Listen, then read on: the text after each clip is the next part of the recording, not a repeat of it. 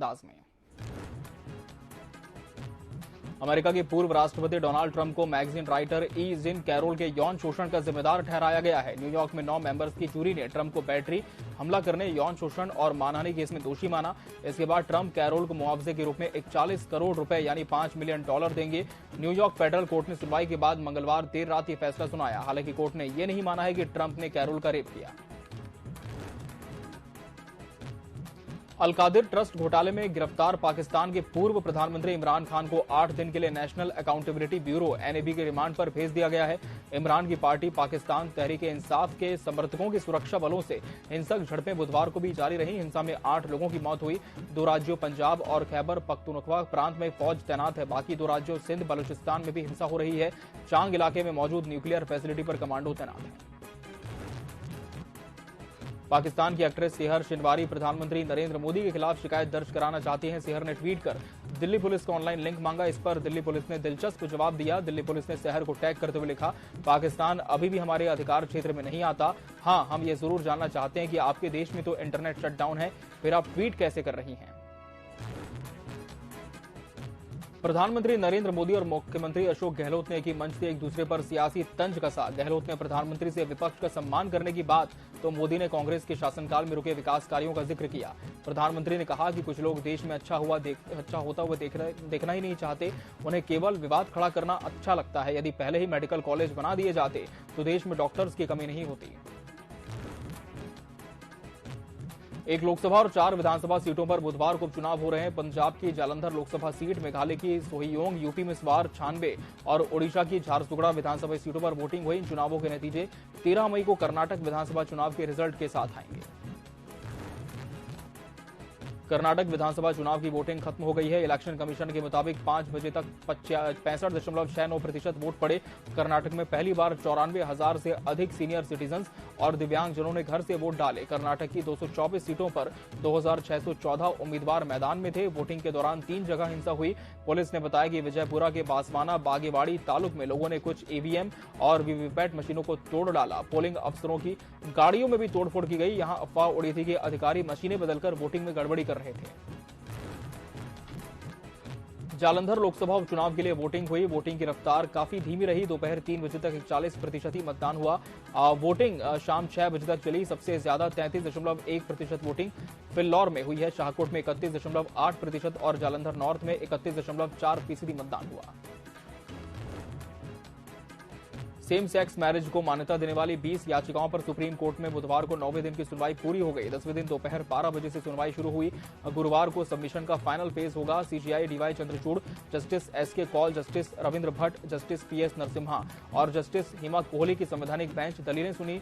और सुनवाई के दौरान केंद्र सरकार की ओर से सॉलिसिटर जनरल तुषार मेहता ने बताया कि मामले पर राय रखने के लिए सभी राज्यों को 18 अप्रैल को पत्र लिखे गए थे। उनमें से मणिपुर, आंध्र प्रदेश, यूपी, महाराष्ट्र, असम, सिक्किम और राजस्थान से जवाब मिले हैं। राजस्थान इसके विरोध में है। बाकी राज्यों का कहना है कि इस मुद्दे पर बहस की जरूरत है। मध्य प्रदेश और तेलंगाना एटीएस की टीम ने भोपाल और छिंदवाड़ा में दबिश दी। दोनों जगहों से 11 लोगों की गिरफ्तारी हुई। इनके कट्टरपंथी इस्लामिक संगठन हिज्ब उत तहरीर से जुड़े होने के सबूत मिले। देश भर में हट के कुल 16 सदस्यों की गिरफ्तारी हुई। भोपाल से 10, छिंदवाड़ा से 1, तेलंगाना से 5 राज्यों को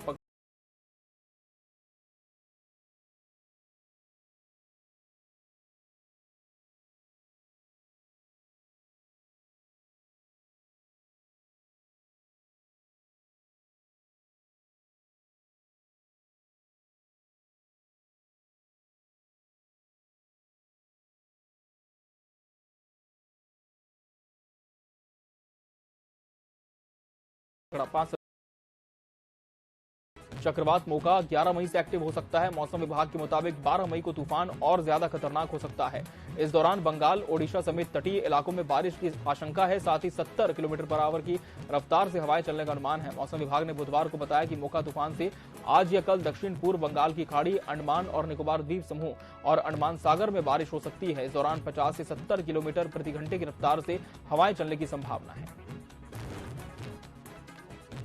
छत्तीसगढ़ में ईडी की कार्रवाई के बीच कांग्रेस की प्रदेश प्रभारी कुमारी शैलजा ने मंत्रियों की बैठक ली। इस बैठक में प्रदेश के मुख्यमंत्री भूपेश बघेल सहित सभी कैबिनेट मंत्री शामिल हुए। आपको बता दें कि बैठक के विषय में कुमारी शैलजा ने कहा कि ये बैठक केवल आगामी चुनाव की रणनीतियों के मुद्दे पर थी। उन्होंने आगे कहा कि प्रभारी मंत्रियों को प्रभार वाले जिलों में विधायकों से आपसी सामंजस्य बैठाकर रखने कहा है। इसी के साथ उन्होंने 2023 में दोबारा सरकार बनाने का दावा भी किया। बीजापुर के मद्देड़ बफर में वन विभाग की टीम ने अवैध सागौन की तस्करी करने वाले 2 तस्करों को पकड़ा है। जहां मुखबिर की सूचना पर वन विभाग की टीम ने इस कार्रवाई को अंजाम दिया। विभाग ने बताया कि आरोपी अवैध सागौन की गोले तेलंगाना ले जा रहे थे। आपको बता दें कि इस कार्रवाई में वन विभाग की टीम ने बड़ी मात्रा में सागौन की गोले बरामद किए। इसके साथ ही वन विभाग ने आरोपियों के खिलाफ मामला दर्ज कर लिया और आगे की कार्रवाई में जुटी है। धमतरी जिले के ग्राम ठोटझारिया में तेंदुपत्ता तोड़ने जंगल गई 2 महिलाओं के ऊपर भालू ने हमला कर दिया। इस हमले में दोनों महिलाएं गंभीर रूप से घायल हो गईं, जिसके बाद उन्हें इलाज के लिए शासकीय अस्पताल नगरी में भर्ती किया गया। एक महिला की हालत गंभीर होने पर उसे धमतरी जिला अस्पताल रेफर कर दिया गया है। भिलाई स्टील प्लांट के SMS 2 के टनल में हुए हादसे में 4 श्रमिक बुरी तरह झुलस गए थे, जिनमें से 2 की हालत गंभीर थी। चारों श्रमिकों को भिलाई के सेक्टर 9 अस्पताल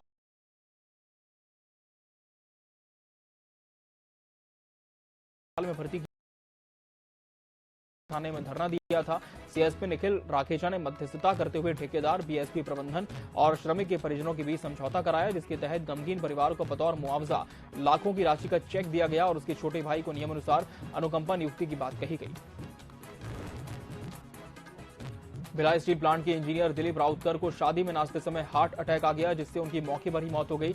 इस घटना का वीडियो सोशल मीडिया पर वायरल हुआ। वो दिल्ली राजरा के में इलेक्ट्रिकल इंजीनियरिंग विभाग में असिस्टेंट इंजीनियर थे। उनके दोस्त केशव जाम्बुलकर ने बताया कि 4 मई को उनकी भांजी की दिल्ली राजरा में ही शादी थी। रात 12 बजे के करीब दिलीप और उनके रिश्तेदारों ने स्टेज पर दूल्हा दुल्हन के साथ जमकर डांस किया था। छत्तीसगढ़ माध्यमिक शिक्षा मंडल ने 10वीं और 12वीं बोर्ड के रिजल्ट जारी किए हैं, जिसमें दुर्ग से 10वीं बोर्ड की छात्रा सानिया मरकाम ने 97% से मेरिट लिस्ट में जगह बनाई। वहीं 12वीं में पुरई ग्राम पंचायत से रितेश ने 96% से बाजी मारी। दोनों ही छात्रों के परीक्षा परिणाम की घोषणा होते ही होनहार छात्रों के घर पर बधाई देने वालों का तांता लगा। रायपुर नगर निगम की नेता प्रतिपक्ष मीनल चौबे ने महापौर पर गंभीर आरोप लगाए हैं। शहर में लगे यूनिपोल मामले में पत्रकार वार्ता लेकर नेता प्रतिपक्ष ने कहा कि महापौर और संबंधित एजेंसी ने यूनिपोल मामले में 27 करोड़ रुपए के घोटाले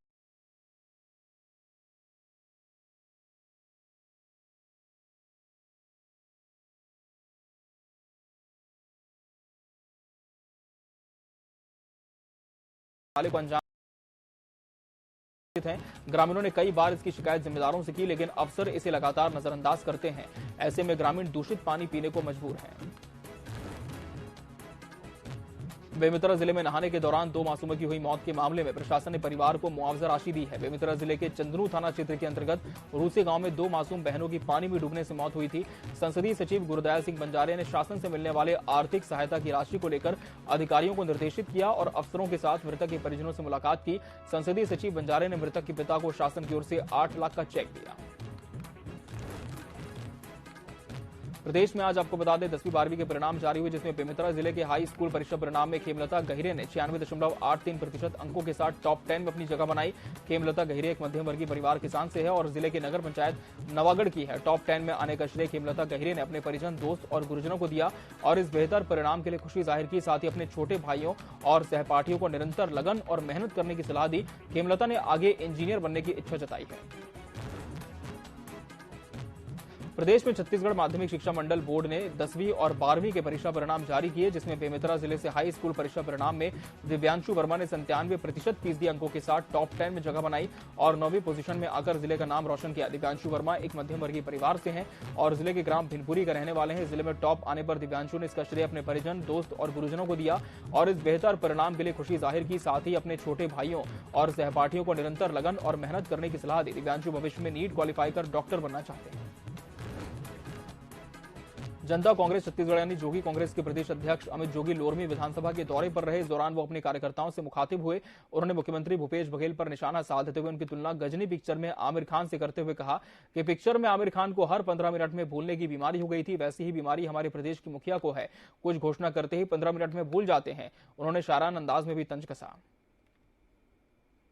और यहां रुकेंगे एक ब्रेक के लिए। ब्रेक के बाद भी स्पीड न्यूज में खबरों का सफर लगातार जारी है।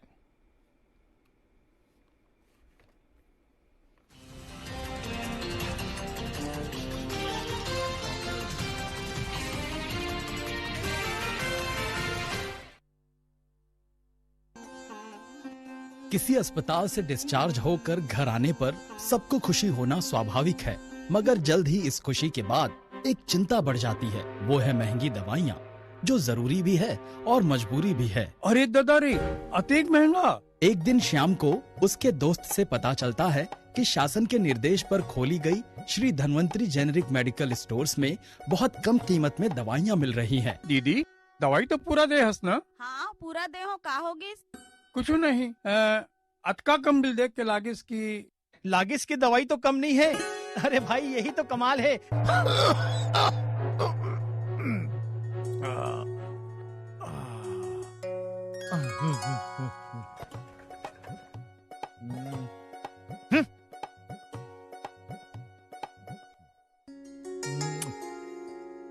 वाह, कमाल है बाबा। बाबा के नहीं, कका के कमाल है। राज्य के सभी नागरिक स्वस्थ रहें और उन्हें आसानी से रियायती दरों पर जरूरी दवाएं उपलब्ध हो, इस बड़ी चुनौती को सफल कर दिखाया है छत्तीसगढ़ के मुखिया श्री भूपेश बघेल ने। इतना ही नहीं, यहाँ के ज्यादा से ज्यादा नागरिकों को योजना का लाभ मिल सके, इसलिए राज्य के समस्त 169 नगरीय निकायों में 195 Shri Dhanvantari generic medical stores खोले गए हैं। मेरे माता पिता को बीपी और शुगर है, जिनमें दवाइयों में बहुत खर्च हो जाता है। जब से श्री धन्वंतरी मेडिकल खोला है, काफी कम पैसों में दवाइयाँ आ जाती है। धन्यवाद भूपेश सरकार। धन्वंतरी मेडिकल खुले, बहुत राहत मिले। धन्यवाद भूपेश बघेल। हे धन्वंतरी देवता, आप समुद्र मंथन से अवतरित होकर सबला निरोगी बनाए बर अमृत कलश में जो औषधि लेकर प्रकट हो रहे, आज हमर मुखिया श्री भूपेश बघेल हा पूरा करत है। दवा पूरी कम दाम, याद रखो श्री धन्वंतरी के नाम।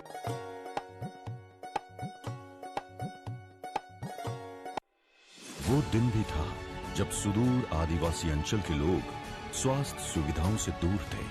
अस्पताल तक उनकी पहुंच आसान नहीं थी। भूपेश सरकार ने परिस्थिति को पूरी तरह से बदल दिया है। अब लोग अस्पताल नहीं जाते, बल्कि अस्पताल लोगों तक पहुंचता है। मोबाइल मेडिकल यूनिट गांव, हाट, बाजार तक पहुंचकर उपचार कर रही है। अपने संकल्प को कर रही है साकार। भरोसे की सरकार, भूपेश सरकार।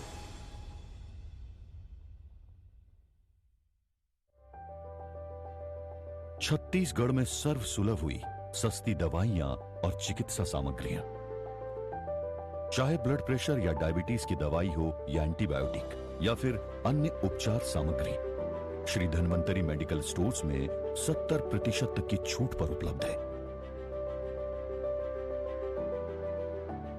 कर रही है सुविधाओं का विस्तार छत्तीसगढ़ की भरोसे की सरकार।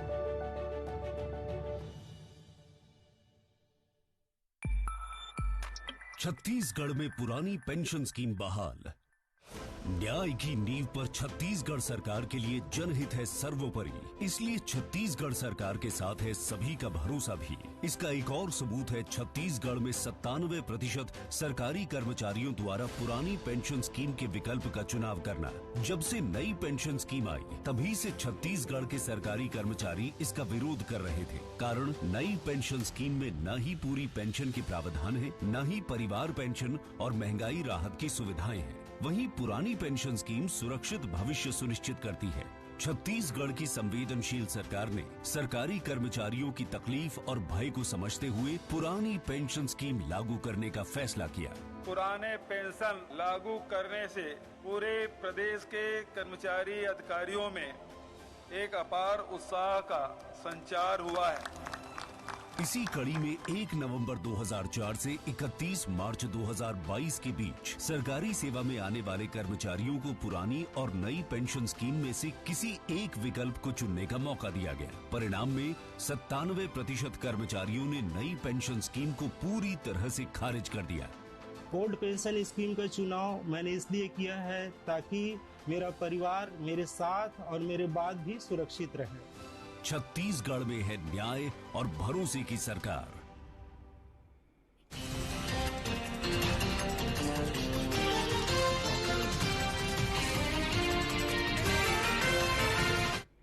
ब्रेक के बाद एक बार फिर से आपका स्वागत है। बढ़ते हैं फिर से स्पीड न्यूज की ओर। सरगुजा पुलिस ने लखनपुर थाना क्षेत्र में हुए अंधे कत्ल की गुत्थी को सुलझा लिया है। मृतक की पत्नी और उसके ससुर ने ही मिलकर युवक की हत्या को अंजाम दिया था। आपको बता दें कि रमाशंकर यादव जो कई दिनों से लापता था, उसकी लाश चांदो नर्सरी बाड़ी के पास मिली थी। सूचना पर पुलिस ने जांच शुरू की। जांच में पता चला कि लापता होने से पहले मृतक का अपनी पत्नी से विवाद हुआ था। विवाद बढ़ने के दौरान ही पत्नी ने धारदार हथियार से अपने पति पर हमला किया, जिससे उसकी मौत हो गई। घटना के बाद महिला ने अपने पति के साथ मिलकर शव को नर्सरी के पास फेंक दिया और सबूतों को मिटाने की कोशिश की। आरोपियों के अपराध कबूल करने के बाद उन्हें जेल भेजा गया। छत्तीसगढ़ की राजनीति में बयानबाजी का दौर जारी है। कांग्रेस और बीजेपी के नेता लगातार एक दूसरे पर हमला बोल रहे हैं। इसी क्रम में विधायक छन्नी साहू के मामले में बीजेपी के प्रदेश प्रवक्ता अमित साहू का बड़ा बयान सामने आया। उन्होंने कांग्रेस सरकार पर आरोप लगाते हुए कहा कि कांग्रेस राज्य में प्रशासनिक अत्याचार चरम पर है। कांग्रेस की महिला विधायक को उनके सुहाग के निशानी तक छोड़नी पड़ रही है। धमतरी के अर्जुनी थाना क्षेत्र के ग्राम लीलर में एक अज्ञात व्यक्ति का शव मिलने से इलाके में सनसनी फैल गई। बताया जा रहा है कि ग्रामीणों ने गांव में जंगल के पास वाले खेत में एक व्यक्ति का शव देखा, जिसके बाद उन्होंने पुलिस को इसकी सूचना दी। घटना की सूचना पर पुलिस मौके पर पहुंची और शव को पोस्टमार्टम के लिए भेज दिया। पुलिस का कहना है कि पोस्टमार्टम रिपोर्ट से ही पता चलेगा कि व्यक्ति की मौत हुई कैसे। मनेन्द्रगढ़ जिला मुख्यालय के पार्षद मुख्यमंत्री भूपेश बघेल की प्रतिमा के सामने आमरण अनशन पर बैठे, जहां शासन की महत्वाकांक्षी योजना राजीव गांधी आश्रय झुग्गी झोपड़ी पट्टे का लाभ लोगों को नहीं मिलने की बात इन्होंने कही। इसे लेकर मनेन्द्रगढ़ के सत्ता पक्ष के पार्षद आमरण अनशन पर बैठकर मांगे पूरी नहीं होने तक अनिश्चितकालीन हड़ताल की चेतावनी देते नजर आए। कबीरधाम जिले के बोडला विकासखंड शिक्षा अधिकारी दयाल सिंह आए दिन विवादों से घिरे रहते हैं। दफ्तर से लेकर बाहर भी उनके कई किस्से मशहूर हैं। पत्रकारों ने स्कूलों में वितरण के लिए प्रदान की गई पाठ्य सामग्रियों को कबाड़ में बेचने का खुलासा करने का पोस्ट सोशल मीडिया पर डाला तो बीईओ भड़क उठे।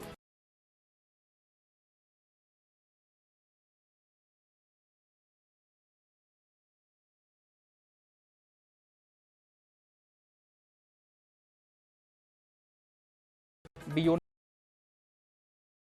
छत्तीसगढ़ के सभी संविदा कर्मचारी संघ 15 मई से हर जिले में संविदा नियमितीकरण रथ यात्रा अब नहीं तो कब पर एक कार्यक्रम का आयोजन करने जा रहे हैं, जहां ये कार्यक्रम जन घोषणा पत्र में किए गए नियमितीकरण के वादे को पूरा नहीं करने के विरोध में प्रदर्शन है और चुनावी वादे को पूरा करने की मांग को लेकर होगा। इसके साथ ही संविदा कर्मचारियों ने सरकार पर वादा खिलाफी का आरोप लगाते हुए कहा है कि सरकार ने 2018 में किए गए वादों को पूरा नहीं किया, जिससे कर्मचारियों में मायूसी है। राजधानी रायपुर में जैसे ही गर्मी का मौसम आता है, वैसे ही पानी की समस्या से लोगों को काफी परेशानियां होती हैं। नगर निगम भी पानी की समस्या को लेकर लगातार जगह जगह मरम्मत का काम करवा रहा है। इसी कड़ी में आज रामनगर रेलवे अंडरब्रिज के पास निगम की टंकी की मरम्मत का काम रहा, जिसके कारण सुबह से ही गंज और गुड़ियारी इलाके में पानी की सप्लाई बंद रही और शाम तक सप्लाई चालू हो पाई। छत्तीसगढ़ बोर्ड के 10वीं और 12वीं के नतीजे जारी हो गए, जिसमें जांजगीर चांपा जिले के आदित्य का नाम 12वीं के रिजल्ट में टॉप 10 पर रहा। आपको बता दें कि आदित्य ने 95.60% अंक के साथ 9वां स्थान प्राप्त किया। रिजल्ट आने के बाद परिजनों में खुशी का माहौल है। कर्नाटक विधानसभा चुनाव 2023 के लिए मतदान हुआ। वोटिंग को लेकर लोगों में खासा उत्साह था। इस चुनाव में दोनों प्रमुख पार्टियां भाजपा और कांग्रेस पूरे जोर शोर के साथ मैदान में उतरी। कर्नाटक चुनाव के लिए वोटिंग के बीच मुख्यमंत्री भूपेश बघेल ने ट्वीट कर भारतीय जनता पार्टी पर जमकर निशाना साधा। सीएम बघेल ने कांग्रेस विनिमम 150 का टैग भी दिया है। राजधानी में नगर निगम की पानी की टंकियों और फिल्टर प्लांट में आए दिन मरम्मत के काम हो रहे हैं। रामनगर रेलवे अंडरब्रिज के पास निगम की टंकी भरने वालों में राइजिंग लाइन में दरार के चलते आज गंज और गुड़ियारी टंकी से पानी की सप्लाई बंद रही और शाम तक पानी की सप्लाई फिर से सुचारू रूप से शुरू हो पाई। राजिम के ग्राम लोहरसी में 10 सालों से शीतल मानसिक रूप से बीमार चल रहा है, जहां उसके माता पिता कई सालों से उसे बांध कर रखने को मजबूर हैं। उसके माता पिता ने बताया कि शीतल 20 साल का हो गया है, जिसका अभी तक न तो आधार कार्ड बना है और न ही राशन कार्ड।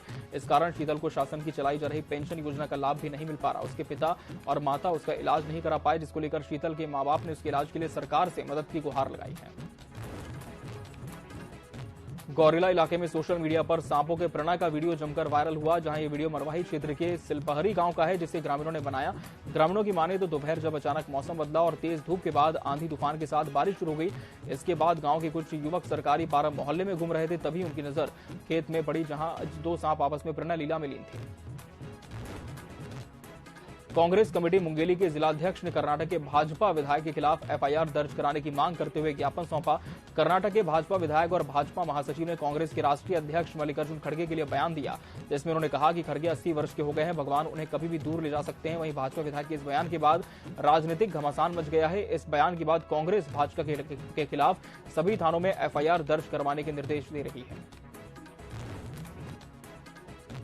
कोरबा में चिकित्सकों की लापरवाही से युवक के घायल हुए पैर को काटने की स्थिति बन चुकी थी। आपको बता दें कि एम्स के डॉक्टरों ने भी युवक के पैर काटने की बात कही, लेकिन जिला कलेक्टर के मार्गदर्शन में कटघोरा सीएचसी के अस्थि रोग विशेषज्ञ ने युवक के पैर का सफल ऑपरेशन कर उसे ठीक कर दिया। जनता कांग्रेस छत्तीसगढ़ प्रदेश में सदस्यता अभियान चला रही है, जिसके तहत जनता जोगी कांग्रेस के प्रदेश अध्यक्ष अमित जोगी मंगलवार को लोरमी विधानसभा पहुंचे। उन्होंने गोड़खामी के साप्ताहिक बाजार में हेल्प डेस्क लगाकर लोगों को पार्टी से जोड़ने का काम किया। इस दौरान उन्होंने मीडिया से बात करते हुए कहा कि 30 अप्रैल स्वर्गीय अजीत जोगी की 77वीं जयंती के दिन से उनका आशीर्वाद लेकर हमने जोगी जी की विचारधारा को लेकर उनके पार्टी से जोड़ने के लिए सदस्यता अभियान शुरू किया है। उन्होंने कहा कि हम प्रदेश के सभी साप्ताहिक बाजारों में जाकर लोगों को अपनी पार्टी में जोड़ने का काम करेंगे। भोपाल में बुधवार शाम एमपी नगर जोन 2 में हकीम रेस्टोरेंट में अचानक भीषण आग लग गई। रेस्टोरेंट से सटा हुआ ही कोचिंग संस्थान था, जिसे आनंद फानन में खाली कराया गया। कोचिंग संस्थान से बच्चों को सुरक्षित निकाला गया। सूचना के बाद फायर ब्रिगेड की टीम मौके पर पहुंची और आग पर काबू पाया। मध्य प्रदेश में हाल ही में पीसीसी चीफ कमलनाथ ने अपनी सबसे प्रभावशाली नारी सम्मान योजना का शुभारंभ किया, जिसमें इस योजना का रिजल्ट कहीं न कहीं कांग्रेस के लिए खुशियों का पिटारा खोलता नजर आ रहा है। योजना का शुभारंभ करते ही 1,02,406 महिलाओं ने अपना रजिस्ट्रेशन कराया। इसे लेकर कांग्रेस मीडिया विभाग के अध्यक्ष के मिश्रा का कहना है कि अभी तो योजना की लॉन्चिंग का समय है, आगे बहुत अच्छा रिजल्ट मिलेगा। हमारी योजना में किसी भी तरह का कोई क्राइटेरिया नहीं रखा गया है। मध्य प्रदेश के गृह मंत्री नरोत्तम मिश्रा ने बजरंग दल बैन को लेकर कांग्रेस को चैलेंज किया। साथ ही उन्होंने कांग्रेस की नारी सम्मान योजना को लेकर कांग्रेस पर तंज कसा और कमलनाथ को झूठनाथ कहा। इस दौरान गृह मंत्री ने मुख्यमंत्री जनसेवा अभियान 2.0 की भी जानकारी दी है। मध्य प्रदेश में इन दिनों आगामी चुनाव को लेकर सभी पार्टियां राजनीतिक रोटियां सेकने में लगी हैं। इसी कड़ी में आम आदमी पार्टी के पूर्व प्रदेश अध्यक्ष पंकज सिंह ने प्रदेश सरकार पर आरोप लगाते हुए कहा कि शहर में जितने भी स्लम एरिया है वहां गंदगी है, साफ सफाई के नाम पर सिर्फ खाना पूर्ति की जा रही है। इसके साथ ही उन्होंने कहा कि स्लम एरिया में रहने वाले लोगों को स्वास्थ्य सुविधाएं नहीं मिल पा रही, उनके बच्चों को अच्छी शिक्षा नहीं मिलती और रही बात वहां पर रहने वाली जनता की, तो उसे सरकार किसी भी तरह का कोई रोजगार नहीं दे रही है। चिकित्सा शिक्षा मंत्री विश्वास सारंग भोपाल में फिल्म द केरल स्टोरी देखने पहुंचे। मंत्री सारंग ने फिल्म को यथार्थ पर आधारित फिल्म बताया, साथ ही देश के हर नागरिक को देखने से अपील की। इस दौरान विश्वास सारंग ने कांग्रेस और वामपंथियों पर निशाना साधते हुए कहा कि जो इसका विरोध कर रहे हैं उन्हें शर्म आनी चाहिए। राजधानी भोपाल के कांग्रेस कार्यालय में एक संयुक्त प्रेस वार्ता का आयोजन किया गया, जहां प्रेस वार्ता में पूर्व केंद्रीय मंत्री सुरेश पचौरी, कांग्रेस महिला प्रदेश अध्यक्ष विभा पटेल, दीपक जोशी समेत कई कांग्रेस के पदाधिकारी शामिल हुए। इस दौरान सुरेश पचौरी ने कहा कि नारी सम्मान के लिए कांग्रेस हमेशा से काम करती आई है, गांधी जी के बताए हुए रास्ते पर कांग्रेस पार्टी हमेशा चलती है। साथ ही उन्होंने कहा कि आज कमलनाथ ने छिंदवाड़ा में नारी सम्मान योजना को लॉन्च किया, जिसमें सरकार आने के बाद महिलाओं को प्रतिमाह 1500 रुपए दिए जाएंगे। आजादी के अमृत महोत्सव के तहत बालाघाट में 3 दिवसीय राज्य स्तरीय विराट किसान सम्मेलन और कृषि प्रदर्शनी, मधुमक्खी दिवस, मत्स्य पालन, झींगा पालन समेत कई प्रदर्शनी और राष्ट्रीय बैल दौड़ प्रतियोगिता का आयोजन किया गया। 20 मई को मधुमक्खी दिवस है और इस अवसर पर भारत सरकार हर साल किसी एक राज्य में मधुमक्खी दिवस का कार्यक्रम करती है, मगर ये मौका मध्य प्रदेश को इस बार मिला। मध्य प्रदेश के बालाघाट में विराट किसान सम्मेलन का आयोजन किया जा रहा है। इसमें केंद्रीय मंत्री नरेंद्र सिंह तोमर समेत कई मंत्री अधिकारी शामिल होंगे। छत्तीसगढ़ के मुख्यमंत्री भूपेश बघेल अपने 1 दिवसीय प्रवास पर बलरामपुर के रामानुजगंज पहुंचे, जहां हेलीपैड पर Surguja IG, commissioner, collector, SP और विधायक ने सीएम का स्वागत किया। सीएम बघेल विधायक बृहस्पति सिंह के बेटे वधु के आशीर्वाद समारोह में शामिल हुए। इस दौरान मुख्यमंत्री के साथ मंत्री अमरजीत भगत, विधायक चिंतामणि महाराज, पारसनाथ राजवाड़े और प्रीतम राम मौजूद रहे। बुदनी भिरुंदा के ग्राम टिकरीखेड़ा में एक युवती का शव कुएं में मिलने से इलाके में सनसनी फैल गई, जिसके बाद मृतका के परिजनों ने शव को खाट पर रखकर सड़क में हुए हंगामा करते हुए चक्का जाम कर दिया।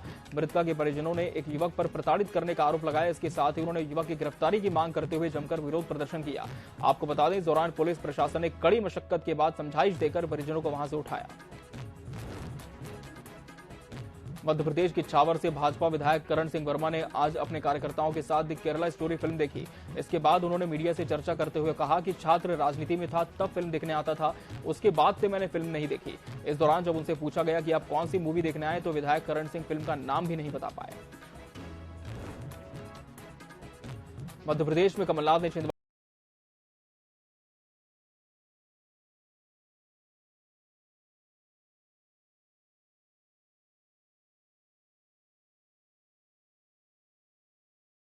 में नारी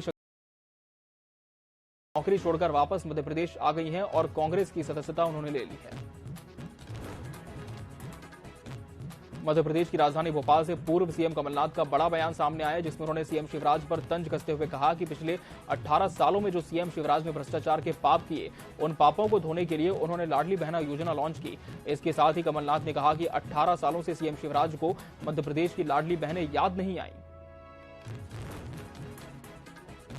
मुख्यमंत्री जनसेवा अभियान 2.0 और भोपाल गौरव दिवस की तैयारियों की समीक्षा बैठक हुई। बैठक के बाद मंत्री भूपेंद्र सिंह ने जानकारी देते हुए कहा कि मुख्यमंत्री जनसेवा अभियान का पूरा प्लान तैयार हुआ है। सभी जनप्रतिनिधि अलग अलग स्थान पर अभियान का शुभारंभ करेंगे।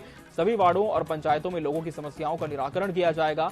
1 जून को भोपाल का गौरव दिवस होगा। जनसेवा अभियान 2.0 को लेकर हुई बैठक में मंत्री भूपेंद्र सिंह ने जानकारी दी कि 1 जून को गौरव दिवस मनाया जाएगा। इसी के साथ स्पीड न्यूज की खबरों में फिलहाल इतना ही। मुझे दीजिए इजाजत। नमस्कार।